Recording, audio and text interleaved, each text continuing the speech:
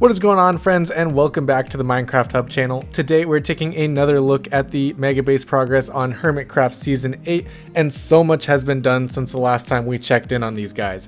They have been working their butts off to get everything done on this server, and so far everything is looking absolutely amazing. If you enjoy this video, be sure to drop a like on it, and if you're new to our channel, hit that subscribe button as well and go ahead and check out the rest of our content. Let's jump right into today's video. Starting off today, we are looking at Cubfan, who has been working on his dripstone canyons and actually completely terraforming the surrounding area, adding red sand, copper, cactus, and so much more little details to this whole area. I think it's actually starting to look really incredible. I already enjoyed the canyons. I thought it was a great idea to have all the dripstone, but now that he's added all this around the sides, it's looking really cool. Definitely a very cool terraforming project, and I love the little trees that he's built with the dead coral. And he's also completely expanding how far the canyons are going as well, moving them way out. I'm still really excited to see how he works with Pearl and combines his base with her mountain. It already kind of is with the terraforming up to the mountain, but I really want to see exactly how they combine later on if they end up doing it. Next up, we're taking a quick look at Doc M and Rindog, who have been working a lot this season on farms. They of course started off with the Octo Chunk and the chicken farm. They soon moved on to a shulker box farm. They have obsidian farm, snow farm, they have copper farms. They have so much going on this server so far. I really don't understand a lot of the farms that they have. This one specifically, he has two withers that is shooting into an open air nether portal, and the player cycles through and spawns the obsidian. And it's kind of a complicated process, but he explains it all in his videos. If you want more of all these technical farms that he's doing on the Hermitcraft server, definitely go check out his channel. Now back to things I understand a little bit better. False Symmetry's megabase. She has built a very amazing megabase so far. She's currently working on a flying eagle that is holding up a sky island, which I think is a very cool idea. I've of course seen plenty of sky islands before. I think they always look amazing, but this one in particular is really cool how the eagle is holding it and how it's also losing blocks behind. You can see that she wanted to give it an aspect of motion, and I think it looks incredible. She's also building a shop inside this floating island, which I think is a great idea. And she went and looked over at Gemini Tay's base and noticed all the buildings and how it looks like a small village. And so she said she wanted to maybe do that with her area as well. And she started that off in her most recent video by building a well in her area. I'm very excited to see what else False decides to build in this area, but so far it is all looking amazing. Next up, we are looking at Gemini Tay, who of course has this woodland palace. And so far I am absolutely loving it, especially all the colors that she's using. The green and tan, I think everything pairs very nicely together, and she's even recently been adding some extra shapes on the outside to give the build a better definition and a lot more depth. This is one of the projects that I'm really excited to see finish because it is looking so incredible so far, and I bet it's going to look amazing as a final product later on this season. She is working on Empire's SMP as well though, so she does have to split her time between the two servers. Next up today, we are looking at Grian, who is basing his mega base off of the Harry Potter Diagon Alley, and he's put in a lot of work putting all the buildings into this area. He also wants to fill each building with a different type of farm.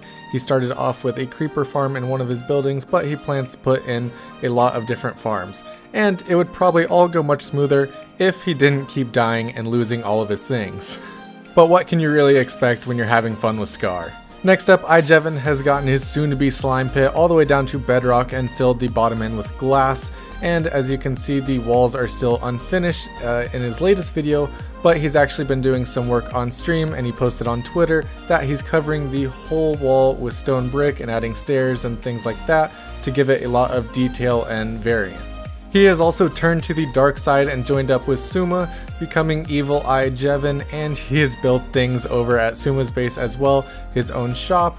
But all that fun won't take away from all the work that he's doing in this hole, and I really can't wait to see this as a finished product.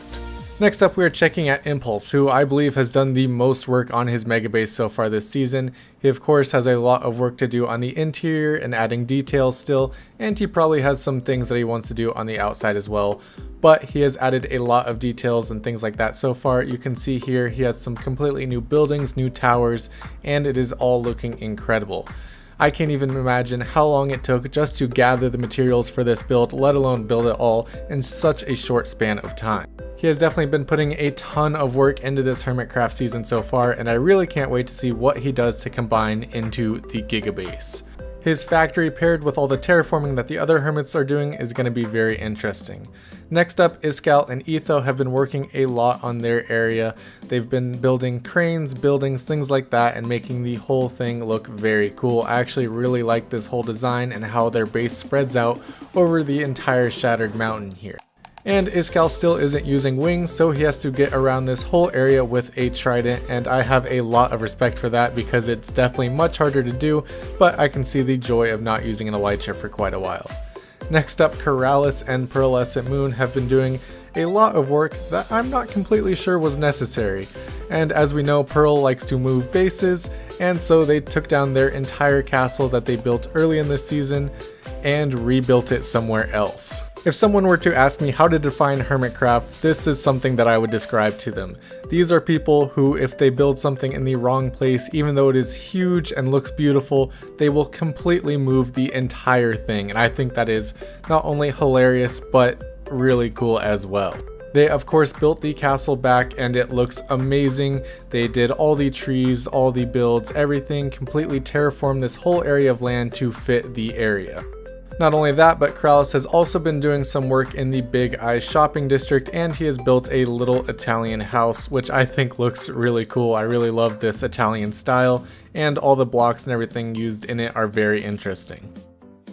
Next up, I have no clue what to call him, whether it's Mumbo Jumbo, Batman, Potato Boy, or what else. He has been doing a ton of work on his mega base, and as you can see here, he has a hidden waterfall base now. And I think this is extremely cool. The redstone that he put into that and in the video where he showed how to build it was very interesting. It all pushes out and blocks the water from coming down and then opens up, but the way it all goes about it to prevent the water from messing up is super cool to see. Apart from the door though, he has also been doing work on the actual interior of the base, and I don't know if I can call it an interior before he's built the back of it yet, but we'll stick with that for now. After doing some deals with Tango Tech and getting a ton of iron in return for sponsorship, some signs, I'm not really sure if Tango got a good deal there, but either way the deal is done and Mumbo now has his entire storage system, or at least part of it. He's still planning on putting his mass storage system on the other side of the base, and he also plans to add a constellation or galaxy type thing on the top of his base. A lot of plans for this base, and I'm really excited to see how it all turns out, and I'm especially excited to see how he actually combines it with Scar's, Impulse's, and Green's base later on. Definitely going to be a very interesting design, and I really can't wait for them to come up with that plan. Next up, a quick look at Suma, who has been doing a lot of work in this whole area. Ijevin also built the base right across from him, as you can see there, but he's been doing all the pathways and things like that in his whole evil area. Derpcoin is becoming bigger and bigger on the server. Whether or not that's because people are buying things or he's giving it out, I'm not really too sure yet, but he is making profit, so hopefully we see some really cool things happen with that later on as well. Suma has definitely been one of the most entertaining people on the Hermitcraft this season, so definitely go check him out. Next up, we are looking at Vintage Beef, who is working on a UFO, and he recently actually put some landing gear on it, so now it'll officially be able to land. Whether or not he's going to move it down a few blocks, I really doubt. But the whole area is looking very cool. He's of course got this UFO built out of all the deep slate variants and some details with copper, things like that around. And then as you can see underneath, he's actually dug out this whole area, terraformed it to make it look like the UFO crashed there and burnt up the whole area of land. Definitely a very interesting build so far, but I also enjoy that all of his stuff is still sitting outside of this UFO and is not anywhere. He has his complete enchantment room and a lot of chests all just sitting outside, and as you can see here, it's kind of entertaining considering that he has this entire UFO already.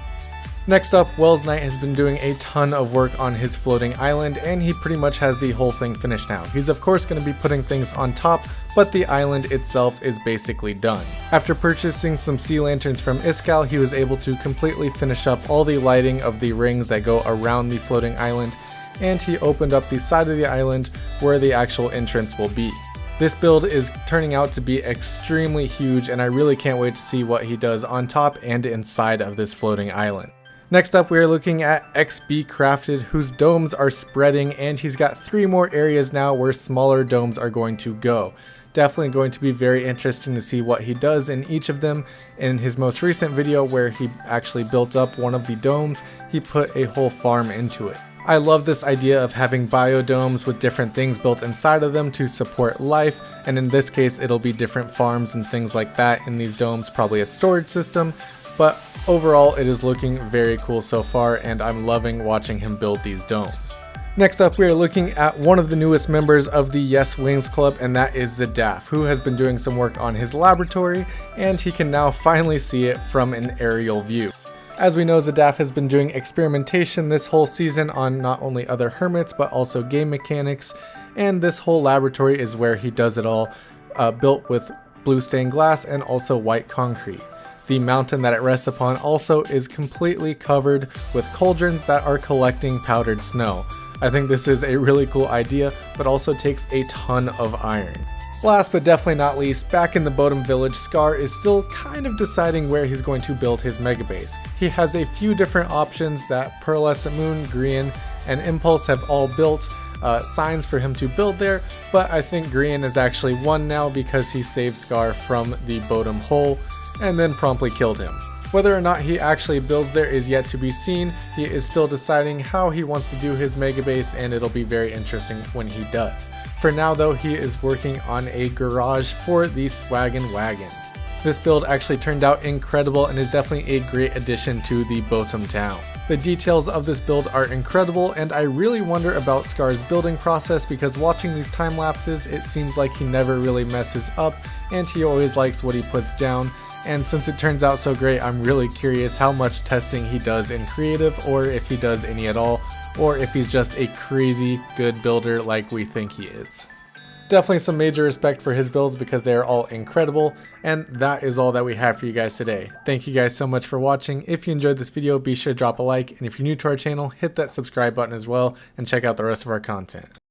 And just a quick note, right as I finished editing this video, Mumbo actually posted a new video where he finished up his storage system and also showed some designs for the constellations he's going to do. Alright, that is all, and I'll see you next time.